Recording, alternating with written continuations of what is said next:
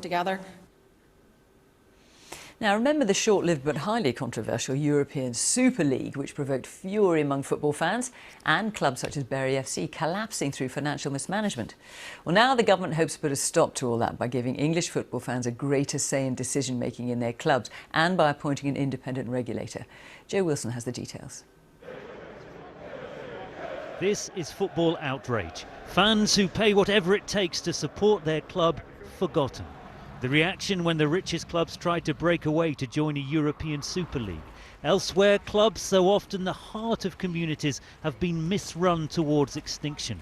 Derby County, once English champions, on the brink of liquidation. Bury, in existence since the 1880s, expelled from the Football League in financial crisis. There are other examples. The government now says an independent regulator must oversee the game. Do you think we've reached the point when you simply can't trust football to run itself? Well, unfortunately, we've been waiting quite a long time for football to sort out some of these issues, and unfortunately they have failed. So we've had to intervene. There's a lot of support for the changes that we're announcing today from fans up and down the country. It was the former Sports Minister Tracy Crouch who led the fans' review. Her recommendations may have been accepted by government, but she knows the Premier League rejects the need for an independent regulator. I think the Premier League needs to accept that there have been some failings in the regulations and in the structures that they have overseen in the last 20 years, and that it is now time for reform.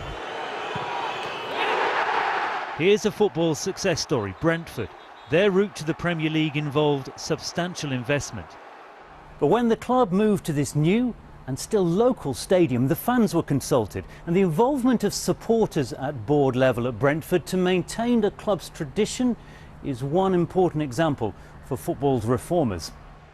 Because while some clubs move towards sustainability, the general picture supporters warn is alarming. We looked at the 2020 figures, and at that time, and this is before the pandemic, remember, 52% of the clubs in the top 4 divisions are technically insolvent. So there we are, all of those clubs are effectively one bad owner, one bad decision away from disappearing altogether. So often we hear that fans are at the very centre of football. So often they feel distant from the decisions which affect them. The ideas to change that are not law yet. Jo Wilson, BBC News. All right, let's take a look at the weather. Nick is here. And Nick,